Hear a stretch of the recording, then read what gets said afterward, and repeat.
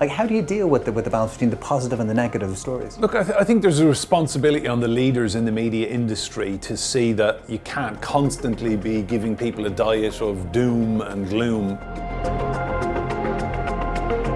And putting in place plans and being greener and generating renewables and all of us playing our part.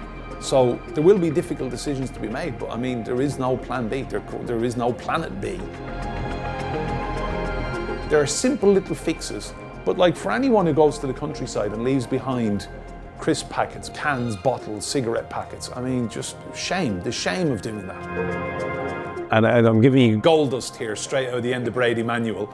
Facts, observations, anecdotes, metaphors.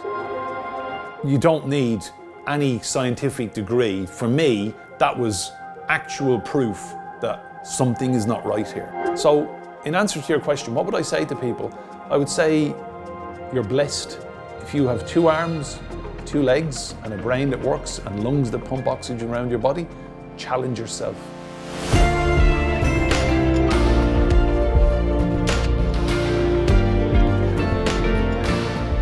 Hi, I'm Chris Caldwell, and welcome to Season 3 of Conversations on Climate.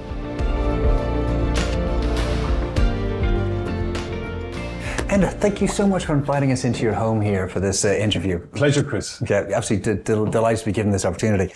So you've had an incredible career, it's safe to say, absolutely phenomenal. Like, it feels good to be able to kind of turn the microphone around and talk to you for I feel nervous. Yeah, it's amazing. But could you take us from kind of your early days? Like, you mentioned, gave a lovely little anecdote earlier on about when you were 15 and clueless, and you came across Jack Charlton in a pub in your hometown. Like, that led you to here. Could you tell us a little bit about that? Yeah, so I'm from County Wexford, which is the sunny southeast, as we call it in Ireland, and we have the River Slaney, which is very beautiful and is great for fishing and flows through the county. I'm from a town called Enniscorthy, and back then, for 100 years, the local paper had been The Echo. And I was very curious about journalism. I genuinely felt very, very curious and drawn towards the trade. And I wondered how a 15-year-old with no family connections to the media could get a job in a newspaper. So I asked my dad if I could get work experience. My dad was a local Garda, a police officer, and he knew the editor of the paper, a guy called Jimmy Gann. Jimmy invited me in for work experience for a week, and what followed basically changed my life.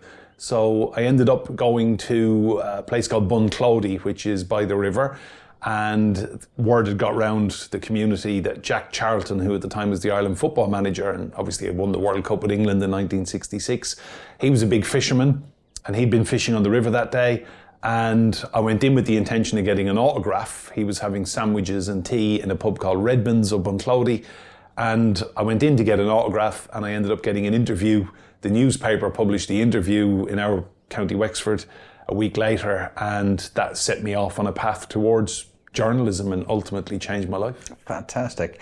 And just, you wouldn't happen to know whether Jack Charlton did the thing he's very famous for, which is like paying with a check?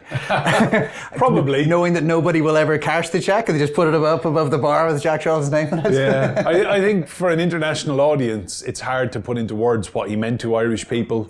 Taking our football team, taking us to the European Championships, Euro 88, Italia 90, a World Cup in 94. We beat everyone, beating Italy in New York, New Jersey at that time. Paul McGrath, incredible players. He changed Ireland, he really did. And he was just such a famous face. Fantastic, legend. But yeah, so you touched upon it a little bit earlier on, that media is changing. Like, media is in flux. The days of the big broadsheets kind of driving all of the media agenda is very much changing between social media. We touched earlier on AI, citizen journalism, even kind of the post-truth world we seem to be living in. What's your view on the current state of journalism? I'd say it's not in a good place. That's my own personal take. I'm not a big believer in all of these kind of conspiracy theories and fake news. I think, you should be able to trust what you're seeing on the TV. Now, whether that is BBC, RTE, as we have in Ireland, Sky News, ITV, TRT World is my channel now, and you absolutely can trust these channels that when you turn them on, you're watching the news, you're getting the facts. And I think people need to appreciate that journalists are driven by facts, information, and putting out a really, really good view of the world. And I think, unfortunately, social media twist things. I think, an awful lot of people go into it for clicks and likes and will put out a different take, or they will take the wrong piece of information. So I would say journalism right now really needs to up its game globally. We're in a war with people like Donald Trump who are constantly calling out the media. Fake news is, if you don't like facts, that's not fake news. Him jumping up and railing against the media or coverage of a court case, or not liking the fact that people have reported facts that have happened in court that are accepted by a judge and a jury. And I think I'm very proud to be a journalist. And I know all my colleagues everywhere people work, from TRT World to Sky News to Australia to the United States, wherever people work as journalists. I've never met a journalist who's gone into the business to create a fake story or a myth, or to put out something that's wrong. And there are rules, there are media regulators, and we take this extremely seriously. And I've never once gone on air and ever put out a wrong piece of information. So I would love people to just appreciate that, as a journalist, facts to us are like going to a doctor. You expect to be treated and the doctor to be able to tap into his well of knowledge, diagnose your condition and give you the medicine for treatment. You trust your medical team. I think people should be able to trust the media. And everywhere I've worked, I've only ever worked for people that I trust and that I enjoy working with. Yeah, and this obviously, this whole area is a massive issue for climate change. If we can't even agree on a common set of facts, how on earth do we set about trying to solve this? But going back to the root problem, what do you see as the root cause of this flux, this malaise? It's a good question, Chris. I think, years ago, go back 20, 30 years ago, before the internet, before social media, and there were always crackpot conspiracy theorists out there, but everyone knew there were crackpots. And what happens is various different social media platforms, I think Twitter is probably the guiltiest of this. They've created this kind of echo chamber where like-minded people will suddenly find that, I think Paul McCartney's not actually Paul McCartney. And guess what? I found someone else in Denver, Colorado, who has the same kind of opinion. I mean, some of the QAnon stuff is just utterly ridiculous. I saw a story last week that apparently they believe Joe Biden is Lee Harvey Oswald. And you're like, well, of actually, course. He was shot dead on television. It is filmed. You just can't make this stuff up. Yeah. But unfortunately, social media has given people a voice, whereas any trustworthy news network in the world would not broadcast that. Social media, and everyone loves a conspiracy theory. So they go down these rabbit holes and scroll holes, and unfortunately, they get more, basically, followers. And that ticks up, and then people are looking at it and going, well, it must be true, he's got 100,000 followers. But what you don't really appreciate is a lot of them are bots, and a lot of these are just complete crackpots. So I think it's a huge challenge for the media, but I would blame social media for giving these people the voice in the first place. Yeah, so technology has been utterly transforming the way that media works, like from the old kind of Walter Cronkite kind of public square type of discourse that we had.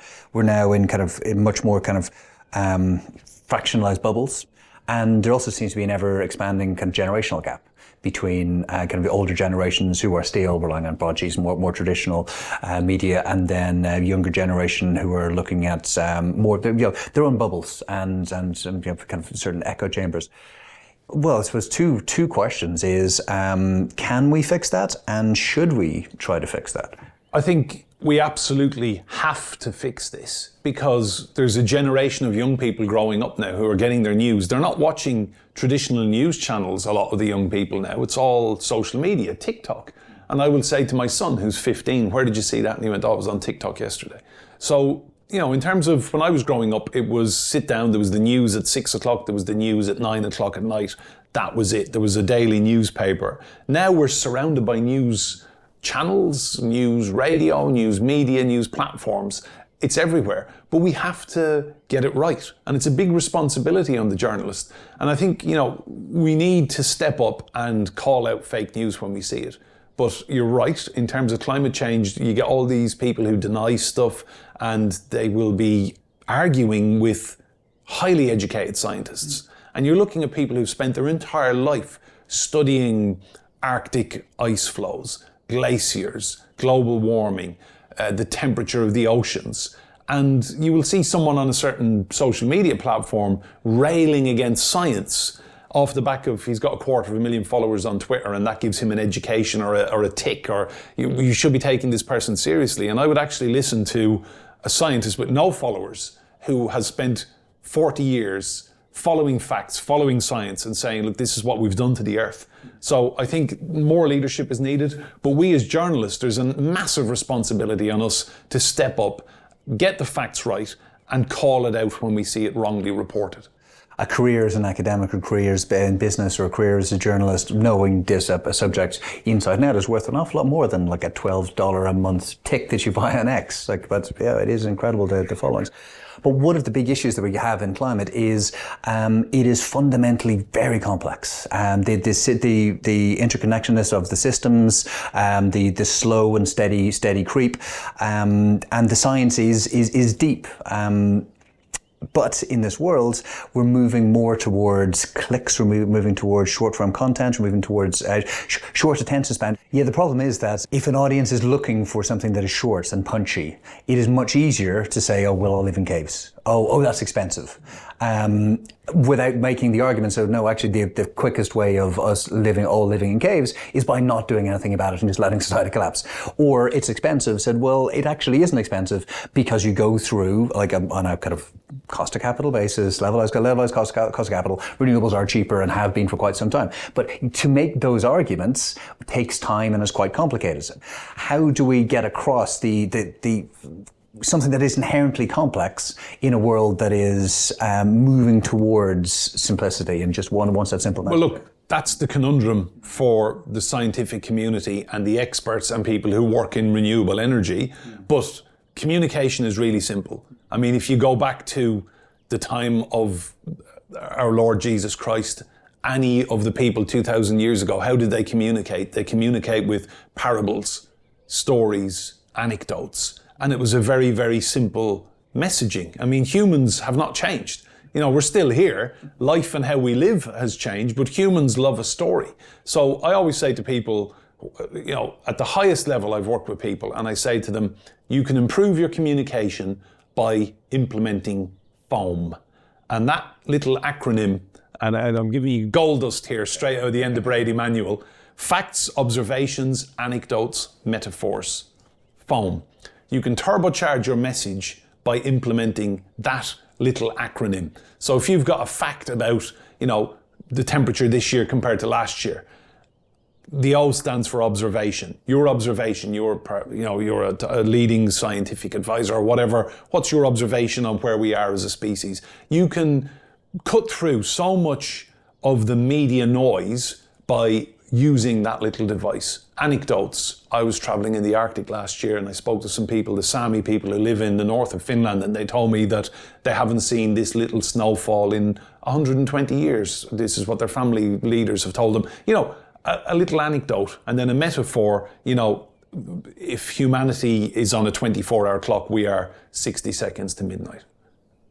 So I just think the way to punch through in an era where humans are now so kind of short of time and attention span has got down to 15 seconds, say, that's 15 seconds that you need to drop gold dust into these little magical computers that we all have in our hands. Brilliant. Well, thank you very much. Gold dust indeed. So we'd like to have a little kind of dig into climate journalism as an insider. In the kind of broader sense, have you seen the evolution of the messaging and of climate journalism over the last kind of couple of decades? Absolutely. So when I started out, climate change was not a story. It was not on the daily agenda. And news was very much, a court case, a terrorist incident, or a change of political leadership, or someone has won the football title, or a boxing match. These were events that happened. Nowadays, climate change is on the agenda every single day. And there are leaders out there in the media who are implementing great change. Every TV channel worth its salt has a climate change program. And I'm proud that at TRT World we have just 2 degrees. Check it out for anyone who's interested in climate, presented by Reagan Devine, who's a friend of mine. It's a fantastic program. Sky News has a dedicated climate change program. The BBC, they have environment correspondents, they will have climate change correspondents.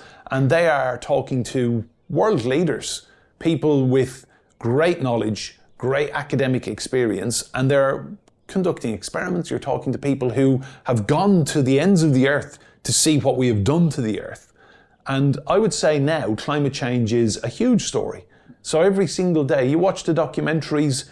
This is a great way of educating people. And I mean, just as a consumer, I've changed my habits off the back of watching these programs and getting educated and not listening to people who will say, oh, I don't believe in climate change. You know, for example, we go on holidays every other year to a place called La Gomera, which is one of the Canary Islands. I was there last August and people told me it was the hottest summer they could ever remember. And I've been, I think, 15 times in 21 years. I slept outside for 6 nights out of 14 because it was just too hot. Now, you don't need any scientific degree. For me, that was actual proof that something is not right here. A couple of summers ago, 40 degrees Celsius at Heathrow Airport in London. You know, parts of Australia, Marble Bar in Western Australia, hottest place on the continent, hitting 50 degrees Celsius regularly. This is not normal. So just as an ordinary, everyday person, educate yourself, see what's going on. And if enough of us make little changes, we can become an army of billions. And you can then see a difference. Yeah. But that was interesting when we were talking about dedicated programming across, you know, TRT, Sky, BBC, towards climate change. Now, when you obviously run a very, you know, successful, very popular Roundtable program, how do you see the difference between that type of like siloed specific knowledge and a more kind of general take? So just to give you an example, would you advocate having a dedicated climate program in Roundtable once every 10 days or 2 weeks? Or would you think it best to have, if you're talking about, you know, political topics or talking about something else, having a climate orientated person on the panel? Yeah, so on Roundtable, we do issues and events that are happening. And for example, we looked at COP and the wrap up, and we were very grateful for you joining us in the studio with your expertise. But we go after, you know, side issues and we will break them down. We'll get experts. So we wanted to talk about renewable energy and what we should be doing. So on Roundtable, we will look at the issue and think, right, okay, what are the best people we can get to speak about this? And you know, it's fantastic to be able to delve into a subject in depth. Whereas a news report, you're going to get 1 minute, 45 seconds, 2 minutes, 15. And this is all driven by viewer habits. The people who run the news channels see the data and they know that the average human is going to switch off. And unfortunately, that's what happens. But on Roundtable, we get the best people in the business round the table, and I will ask the questions that I think the viewers will want to know the answers to. So I'm proud of what we do. I think it's wonderful that there are now dedicated climate shows that young people are watching in particular. And all these people who deny climate change, not only, I personally wouldn't give them a voice. I wouldn't have them on my show, because I think if you're not smart enough or educated enough, and a lot of these people are in it for the business of clicks and likes and money, and putting themselves out there as these controversial characters that go against the grain. Yeah.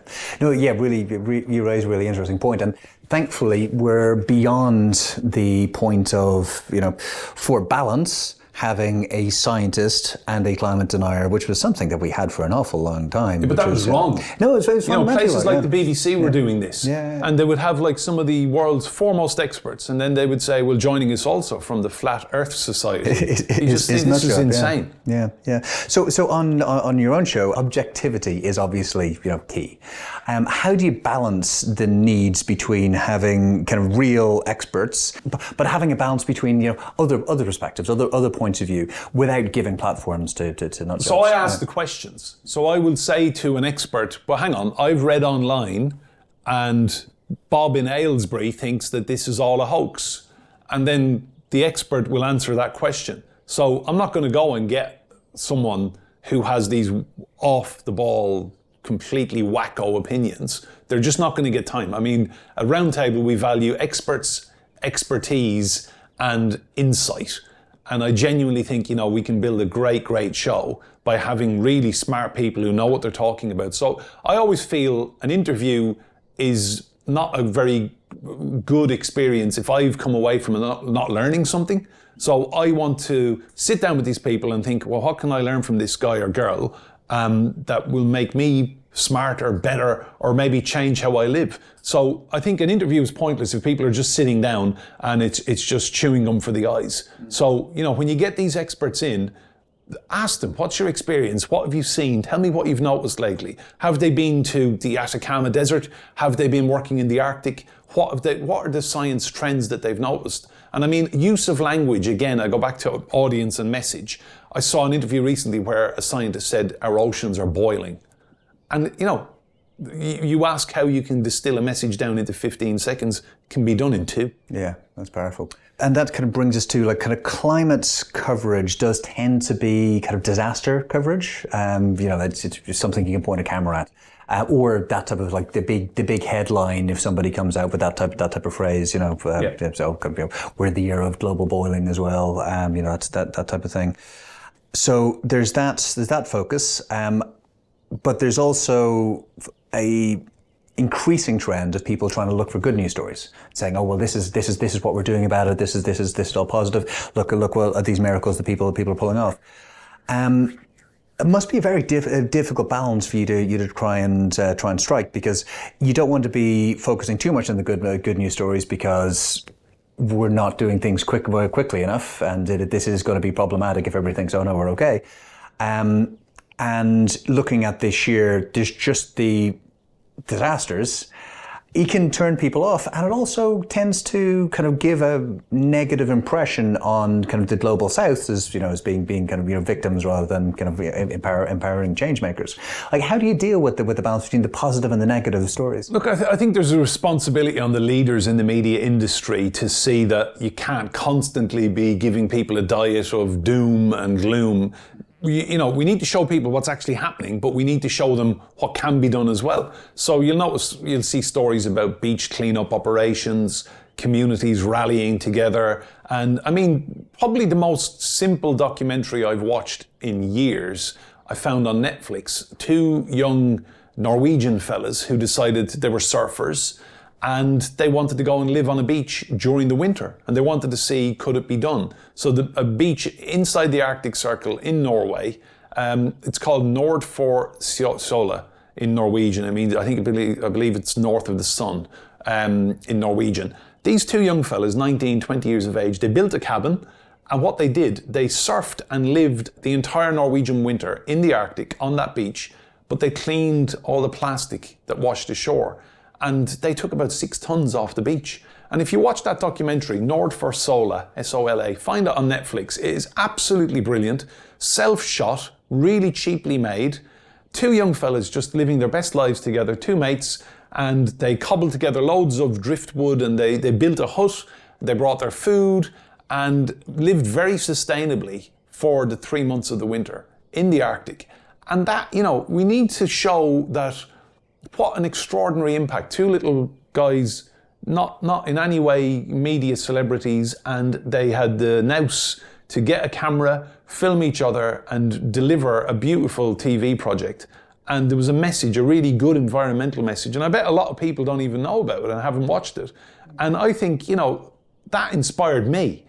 And I run a lot. I live in rural Oxfordshire. I run along a trail called the Ridgeway. And I see what people leave behind every day. Now, once a month, I bring a bag with me on what I call a recovery run. So I'm not running very fast and I'm just out for fresh air and just to get my legs moving. I can fill that bag in 7 minutes with bottles and cans in this is an area of outstanding natural beauty in England. And that's what humans treat it like, that it is a public dustbin. And it breaks my heart. It really annoys me. And I come back after 7 minutes and I will put in my recycling other people's bottles and cans. And while I'm here, Chris, I'm just going to say it. Let me tell you who the main offenders are. Coca-Cola, McDonald's, Costa, Stella Artois, Heineken. These are the brands I see on a weekly basis. So there needs to be more education. So to the leaders of those companies, you make extraordinary money. Educate your consumers. And I'm proud that in Ireland this past week, they've brought in a renewable bottle scheme, like we used to have in the old days. So people can put in cans and bottles and then get a little voucher coupon off at the supermarket in return. They do it in Norway. We need to do more of this. There are simple little fixes, but like for anyone who goes to the countryside and leaves behind crisp packets, McDonald's wrappers, cans, bottles, cigarette packets, I mean, just shame, the shame of doing that. Absolutely. And so speaking of leadership, one of the major issues of the climate crisis is that the government doesn't seem to think that there is a crisis at all. So, yeah, what's your view of the state of, like you've been watching Westminster for decades, what's your... There's no leadership on this, and it angers me. And you look at Rishi Sunak, basically going out and saying that they can drill for more oil and gas in the North Sea, more fossil fuels. Why is he doing this? You know, this is just beyond my comprehension. If we look back to where Europe was last summer, there were wildfires on Greek islands. People, British tourists going to places like Rhodes had to be evacuated. There were wildfires in Italy. And people will say, oh, I remember wildfires in the 50s and 60s. Yeah, once in a blue moon event that people talked about for half a century. This is happening every summer now. We're seeing temperatures of 40 degrees Celsius in London. We're looking at predictions that this will become the norm, that June and July will start seeing 40 degrees Celsius in London every year. And yet the British Prime Minister has scrapped all of the green pledges and actively gone after more fossil fuel energy from the North Sea. Whereas the smart thing to do is to start investing in renewables, green energy, and talking to leaders in industries like you, like Dr. Andrew Forrest in Australia, talking to people who have ideas about green hydrogen and getting these people together and thinking, well, how can we make this work better for us? And yes, there is an insatiable appetite for energy. Russia and Russia's energy is untouchable and, in my view, will never be touched again by any decent leadership in Europe.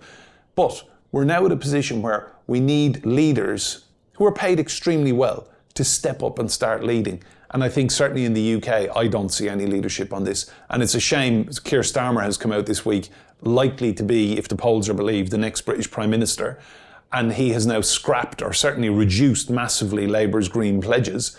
And he's then saying that, well, hang on, we can't do this because the Conservatives have crashed the economy. So it's a cycle of political violence. But the end result is we don't get any change, and we're not investing in the future. So I think politicians need to step up and need to start making decisions that are not just for their party, but for their people.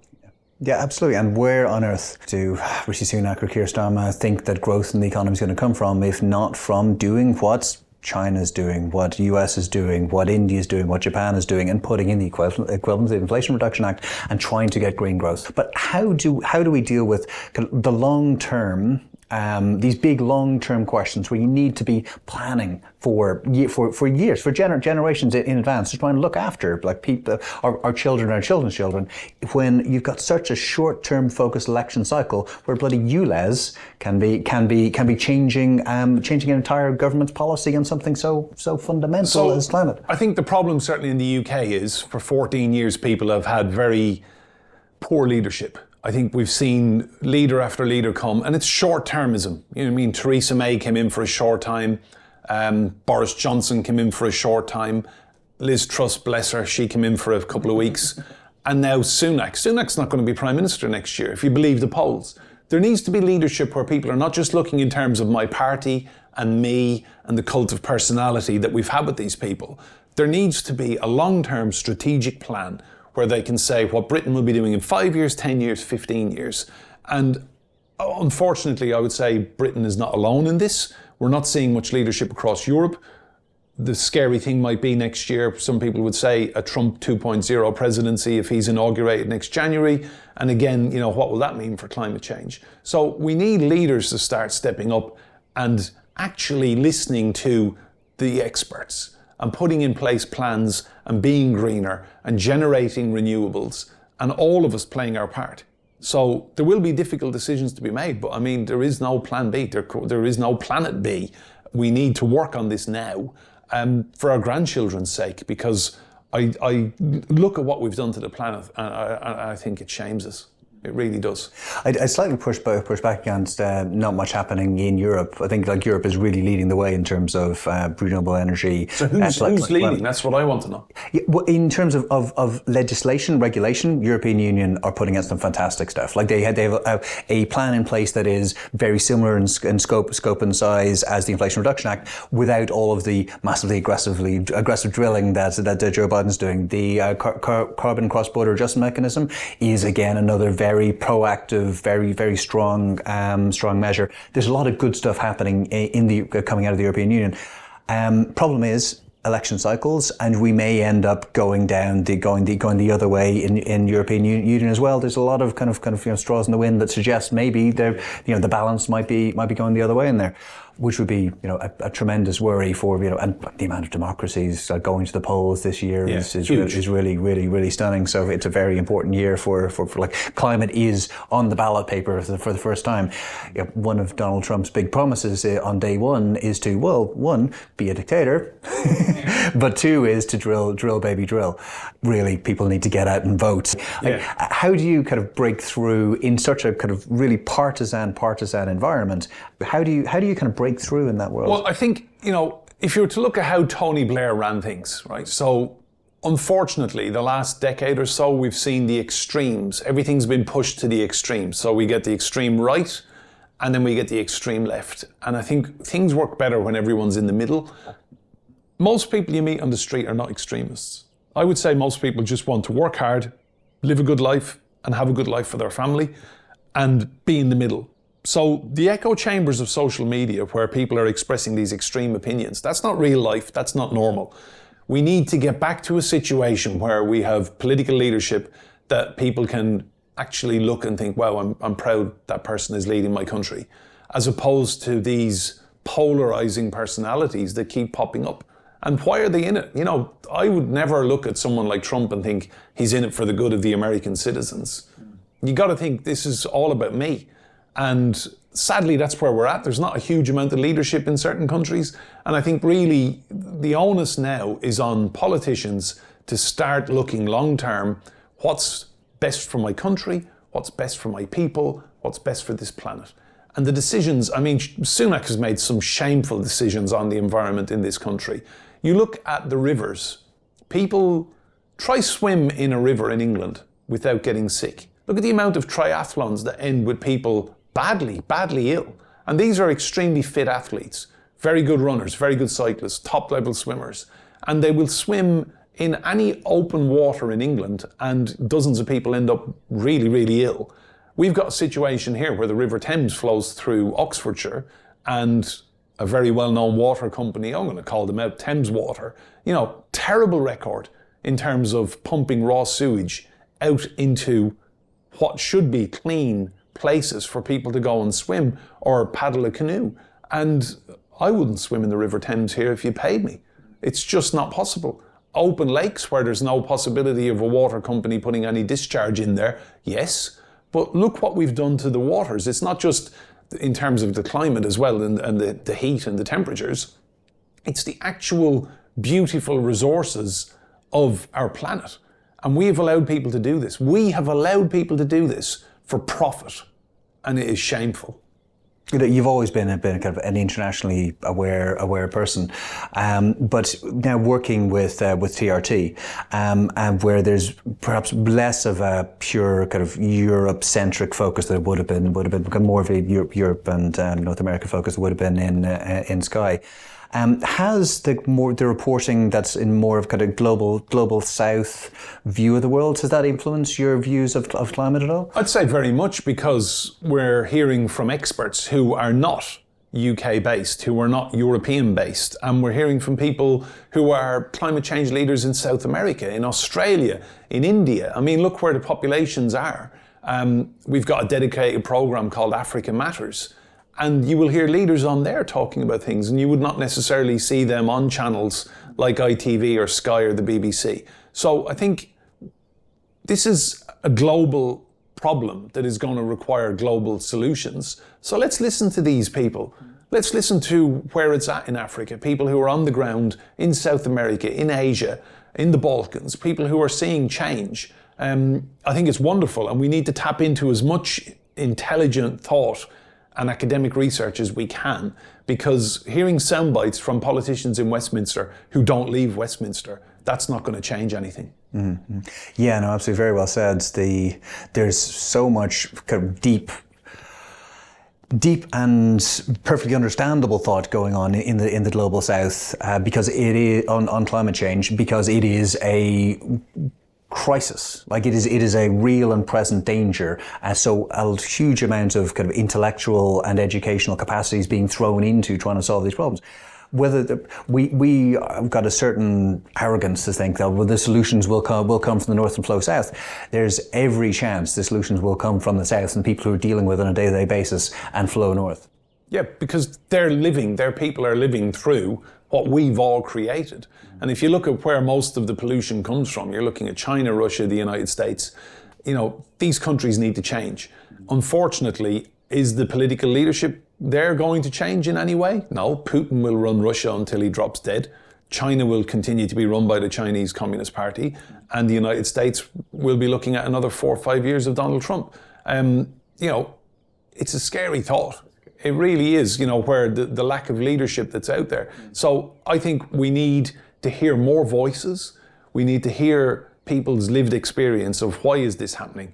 You know, why is there new parts of desert growing? What have we done to the Amazon? I mean, we watch the documentaries. We just all need to listen more and wisen up. And for a species that prides itself on thinking it's the king of the jungle, we're running out of time. Yeah, absolutely. But actually, one point that is probably is well worth making is China built more solar panels, installed more solar panels last year than the United States has in its entire history.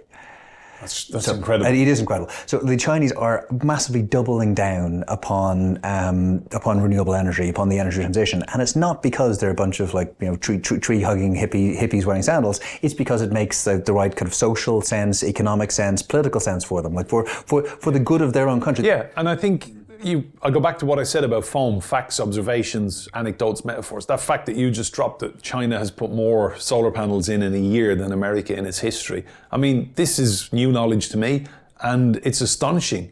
But if the Chinese are doing it, everything they do is for a reason. There's no, you look at their leadership and okay, you can question the Communist Party and what have you, but they do what's right for themselves. Yeah. And if there's money to be made in it, they're doing it. So obviously China has questionable interests in Africa and mining and rare earth minerals. But if they're leading the way on certain issues, we need to be looking at that and thinking, well, how can we replicate that on a smaller scale? But, you know, these islands, we have a lot of wind, we've got a lot of coastlines, we've got a lot of tides. Let's harness and harvest all of that and make a difference. But right now, I think the last couple of years have just been a shocker for Sunak to say, let's go drill for more oil and gas in the North Sea. It's not good. No, it really isn't. But yeah, again, I don't believe that he believes that there will be additional oil and gas actually drilled. It's a short-term statement to try and get an extra few votes. And hopefully it will not be proved to be a vote winner, because you don't want anti-environmentalism to be a vote winner anywhere in the world, so never mind here. But let's move on. Sports. Yes. Sports. Another passion. Yeah, absolutely. So you have run more than 50 marathons? 48. 48. Oh, I've done more than 50 unofficially, but I've 48 official medals. Amazing. Including one or more in the Arctic? I've done two in the Arctic. So one was finished at minus 40 Celsius, and then the other was in Arctic Sweden, and then I went back to Tromsø in northern Norway for the marathon there, and that finished at minus 17 Celsius. Beautiful experiences. mind why? So you tell us this wonderful story about like how like everything that could have frozen did. Yeah. And and you go strong believer in kind of learning from adversity. But can you tell me like why? What motivated you to get there, and what lessons did you pick up on the other end? So the last place I'd ever want to be is the comfort zone. I've always believed in challenges, whether it's learning a new language, a new skill set, different broadcasting technique. I think knowledge is very, very important. And I think challenging ourselves and getting out there and seeing there's more in all of us. I genuinely believe that. And I've been very lucky to spend time around elite sports people who've broken world records, won gold medals at the Olympics, won the London Marathon, people who've won Champions League in football. And a lot of these people, the more you spend time around them, and people as fans look and think, oh, he or she is phenomenally talented. It's not just talent, it's hard work, it's the sacrifice, it's the dedication. These winners don't just happen by accident. The opportunity came up to go and take part in the Ice Ultra, which is 250 kilometers in frozen Arctic northern Sweden, 50k a day, carrying your own food in a rucksack. When that came up, I thought, you know what, I would love to have a crack at that. Now, unfortunately, I only finished one stage, got to minus 40 Celsius, and you're quoting me back, everything did go wrong. Everything that could freeze did freeze.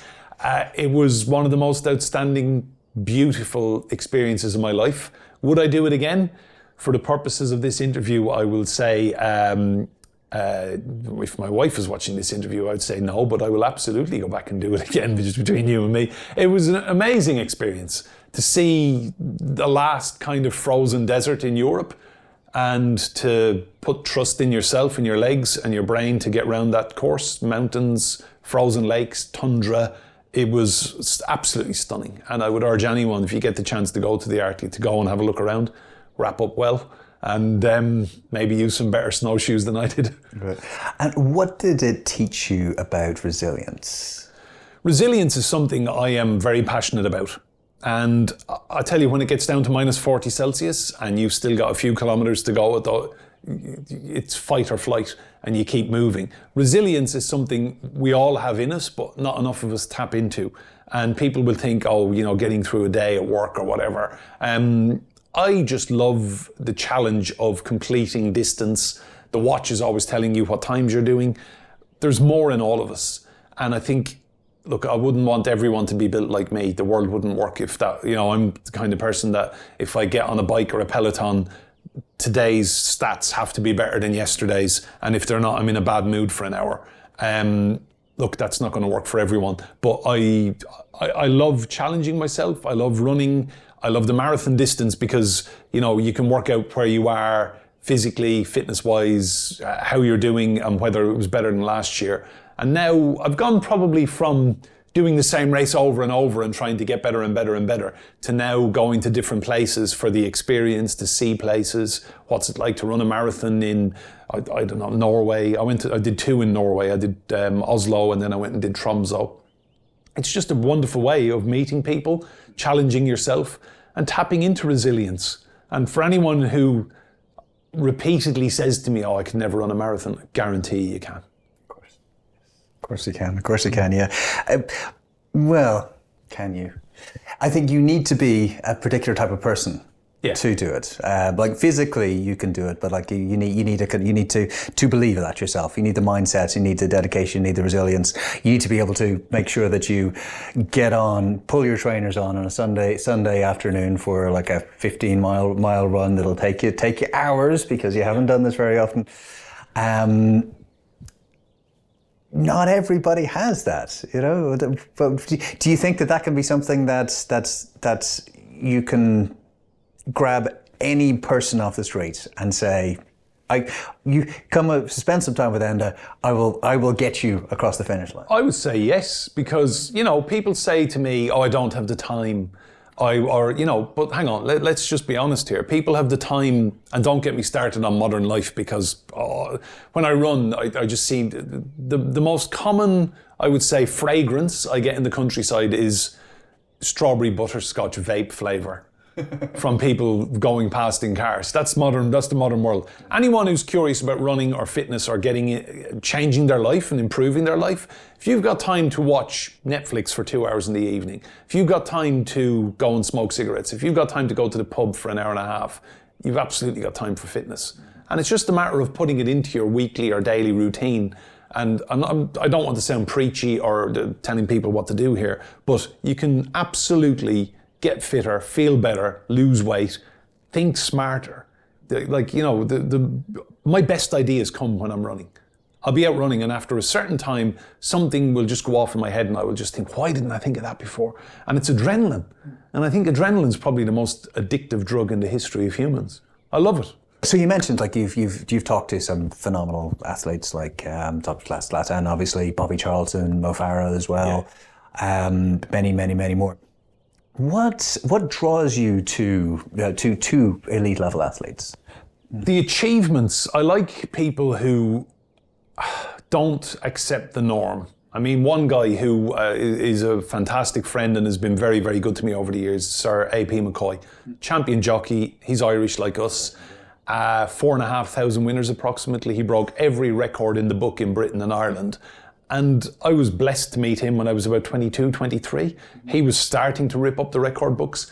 And to see the level of dedication, sacrifice, the early mornings, the early nights. And I think that's the key to it. You know, these people like Zlatan, like AP, Tiger Woods, who I've interviewed, dedication. You know, it just doesn't happen. Yeah, they've got extraordinary natural ability, but what they all appreciate is that you need to work hard with it. And a friend of mine, Stephen Hunt, who used to play football for Ireland, he was a Premier League footballer. Hunty is now a football agent, and he has a great expression. So he works with a lot of young guys and girls, and he has a great phrase that he uses. Hard work beats talent when talent doesn't work hard. So it's not just good enough having the talent, you've got to put in the hours. And look, I'm not a very talented athlete or sports person in any way whatsoever, but I've got to a level of fitness through hard work.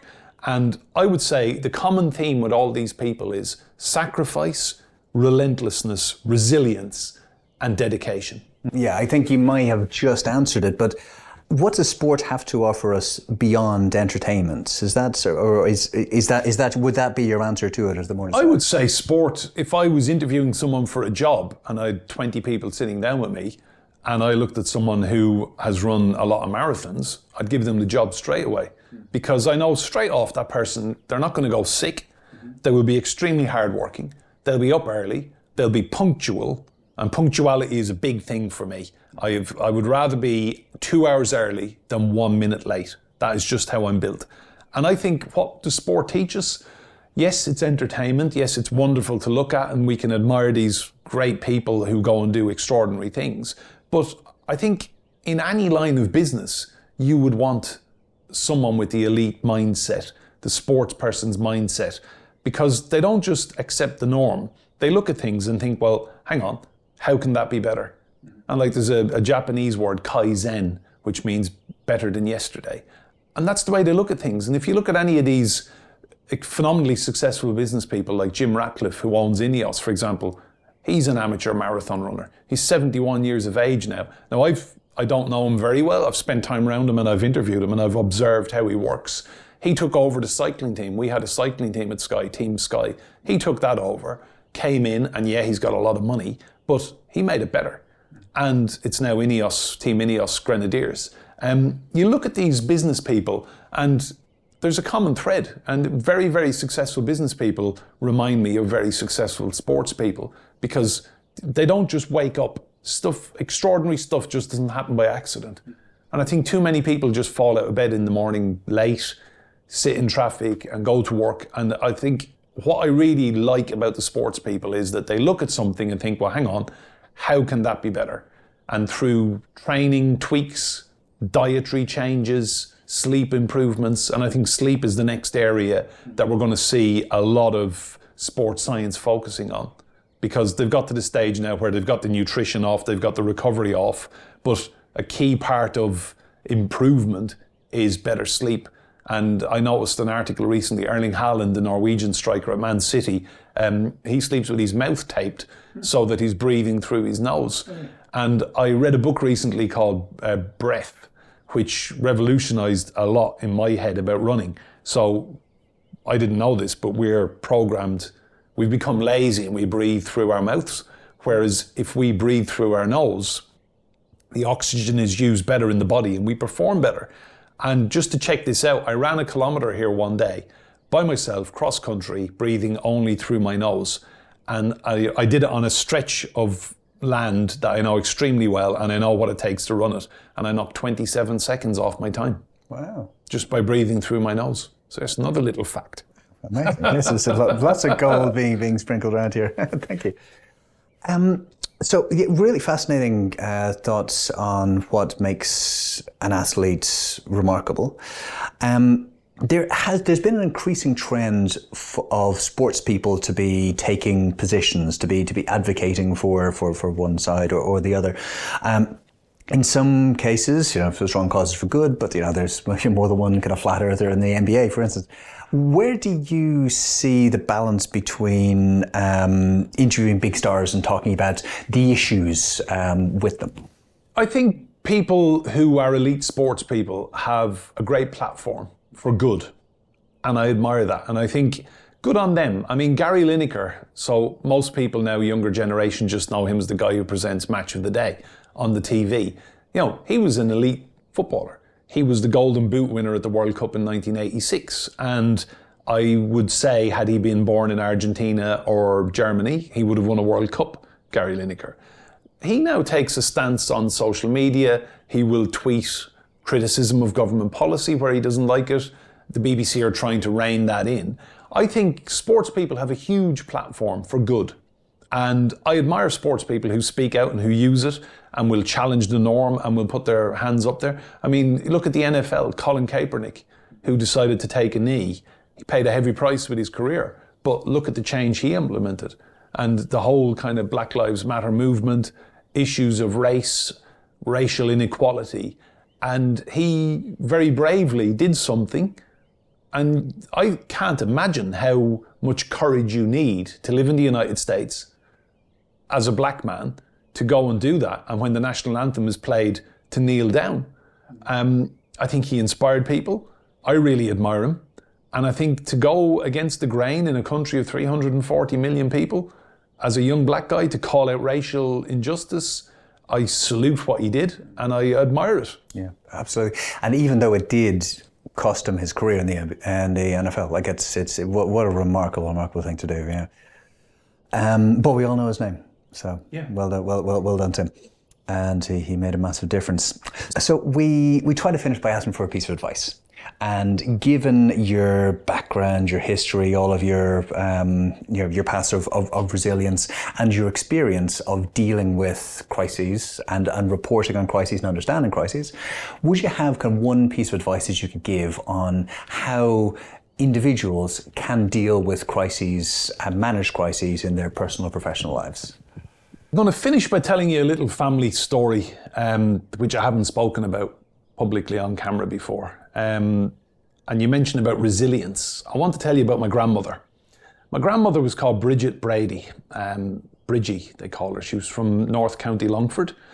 And when my father was born... Sorry, just to interrupt. Ireland. My grandmother also called Bridget Brady. There you go. Oh, really? Also there you go. Brady, Common yeah. name. Yeah, wonderful. yeah. Far North County Longford, Irish Midlands. And just on resilience, I just want to tell you a story about how much is in people and how we can dig really, really deep. My dad was born in September 1947 on the family farm, a place called Edenmore, North County Longford. And my grandmother, 4 weeks later, fainted with my dad in her arms, newborn baby. He landed on the hearth of the fireplace. My grandmother, God help her, landed in the fire, and her face was extremely badly burnt. And she went off to hospital for 3 years. Cavan General Hospital was where she went. My dad was basically handed to her sister Maggie and a neighbouring farm 6 or 7 miles down the road. And my dad was brought up by his aunt. My grandmother spent 3 years in that hospital in 1947 onwards, and she had 22 skin grafts in total. And this was fairly primitive medical science back in Ireland, late 40s, early 50s. She got out of hospital, she came home. My dad came back for a day, I believe, and then went back and basically lived with his aunt until he was 18 and joined the police. My grandmother, in the time I knew her, never complained, no negativity, always had a smile on her face, did her work around the farm, resumed her family life. She was badly disfigured. I mean, badly, badly burnt by what had happened. A truly remarkable woman. And I think nowadays, when I hear people telling me that life is terrible, or I've had a difficult day, or last year was a bad year, or people, I think we're very, very quick to rush to put everything in the bad box. And my grandmother her family were told repeatedly, she's not going to live. She's not going to survive this. And every time she went back into hospital for a skin graft, there were other patients dying around her on this ward in Cavan General Hospital in Ireland in the 40s. And she got out of that, went home, resumed family life, farmed, she had her chickens, she was a devoutly religious woman, great faith in God. And I just think I'm blessed to have that DNA and that blood in my veins, that level of resilience. So in answer to your question, what would I say to people? I would say you're blessed if you have 2 arms, 2 legs, and a brain that works, and lungs that pump oxygen around your body. Challenge yourself, get out there, and be less negative. What a wonderful way to finish. Thank you so much, Enda. Thank you, Chris. Thanks for having me. Absolutely inspirational conversation. Thank you so much. Thank you. Thank you very much for joining us on that conversation. We hope that you enjoyed it. We hope that you learned something.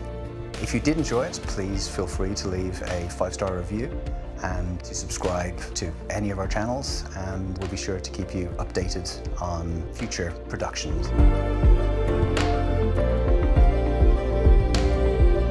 These are conversations that you just can't afford to miss.